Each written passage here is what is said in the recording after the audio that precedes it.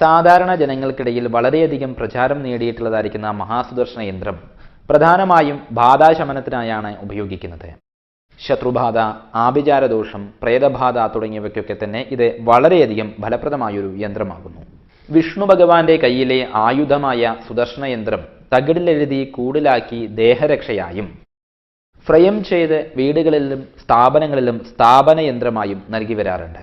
വ്യാഴന്റെയും ബുധന്റെയും ദശാപഹാര കാലമുള്ളവര്, അതുപോലെ തന്നെ ചാരവശാൽ വ്യാഴം അനിഷ്ടരാശിയിൽ സഞ്ചരിക്കുന്നതായിരിക്കുന്ന വ്യക്തികൾക്കും ജാതകത്തിലെ ഭാഗ്യസ്ഥാനത്തിന്റെയും 5ാം ഭാവത്തിന്റെയും ലഗ്നസ്ഥാനത്തിന്റെയും ആധിപത്യം വ്യാഴനായിട്ടുള്ളവർക്കും മഹാസുദർശന യന്ത്രം വളരെയധികം ഗുണം പ്രദാനം ചെയ്യുന്നു.